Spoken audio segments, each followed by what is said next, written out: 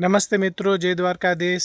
હું Rambhai Ambaliya from Madhav dragon fruit farm, Jam Khambhalia, Devbhumi, Dwarka જિલ્લો. આપનું હું સ્વાગત કરું છું મારા મિની બ્લોગમાં.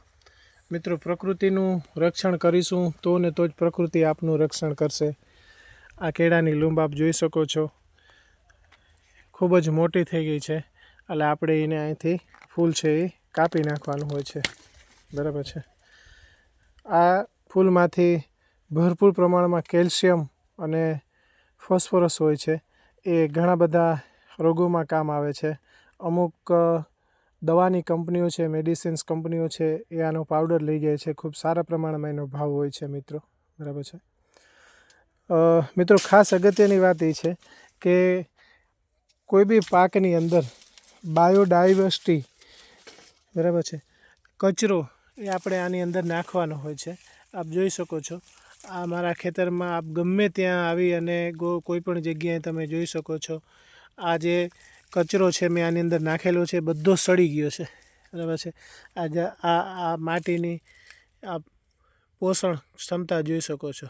એકદમ જેને કહી શકીએ ને કે ભરભરી આપણે લાફી કેમ બનાવી હોય અને ખાતા હોય. બરાબર છે. આ કચરો તમામ પ્રકારનો કચરો છે. જીરાની ભૂકી છે, ધાણાની ભૂકી છે, મગફળીનો પાલો છે, પાંદ છે. આ બધા પાંદ તમે જોઈ શકો છો. આ બધા આની અંદર આપણે નાખી છીએ મિત્રો. બરાબર છે. અને એ બધા સડી જાય છે અને એને એ ખાતર એને પાછું કામ આવે છે. મિત્રો, આજેની તારીખે 50% પ્લસ કેળાનો પાક ઉતરી ગયો છે. કેળાની લૂંબો ઉતરી ગઈ છે, બધી પડી ગઈ છે, કાપી લીધી છે અને સારા એવા ભાવથી આપણે વેચાણ કર્યું છે.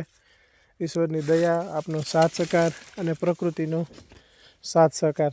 મિત્રો, આ ડ્રેગન ફ્રૂટ છે, પંચસ્તરીય ફાર્મ બનાવેલું છે. આપ ડ્રેગન ફ્રૂટ જોઈ શકો છો. અમુક સમય પછી કેળ નીકળી જશે ત્યારે ડ્રેગન ફ્રૂટ અને આંબાનો પુષ્કળ પ્રમાણમાં ગ્રોથ થઈ જશે. આ ડ્રેગન ફ્રૂટને માત્ર 11 મહિના જ થયા છે. બરાબર છે. વૈશાખ મહિને આપણે વાવેલા હતા. બરાબર. અને આ ચૈતર મહિનો ચાલુ છે, એટલે હમણાં 12 મહિના પૂરા થઈ જશે. વચ્ચે પોપૈયા છે. બરાબર છે. અને સારા એવા પ્રમાણમાં પોપૈયાનું પણ ઉત્પાદન ચાલુ છે. આપણે સેકન્ડ જનરેશન એટલે કે કેળની બીજી બચોલિયા કહેવાય, આપણે રાખી દીધા છે. એ પણ સારા પ્રમાણમાં એવા ખૂબ મોટા થઈ ગયા છે. આમાંથી આપણે લૂમ કાપી લીધી છે, એ સુકાઈ ગયું છે અને આની અંદર ભરપૂર પ્રમાણમાં તમામ તત્વો હોય છે. બરાબર છે. આ એકદમ હલે છે, એ બધું સૂકું થઈ ગયું છે. બરાબર છે.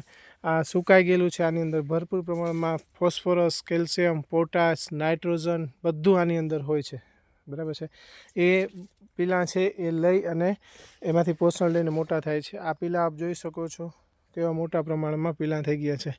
મિત્રો, મારું સ્લોગન છે, પ્રકૃતિને બચાવશું ને તો જ પ્રકૃતિ આપણનું રક્ષણ કરશે. આ કેસર આંબા છે મિત્રો, આ વર્ષે આવેલા હતા પણ નાની એજને લીધે, આંબાની નાની એજને લીધે આપણે એને ડ્રોપિંગ કરી નાખ્યું છે.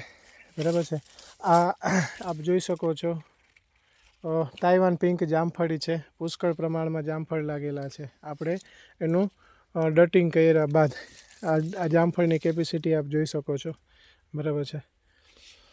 તો મિત્રો, પ્રકૃતિનું રક્ષણ કરીશું તો જ પ્રકૃતિ આપણને બચાવશે. અને આવનારા સમયમાં તમામ ખેડૂતોએ પ્રકૃતિનું રક્ષણ કરી અને પ્રકૃતિની સાથે રહી અને પ્રાકૃતિક અને નેચરલ ફાર્મિંગ ખેતી અપનાવવી પડશે.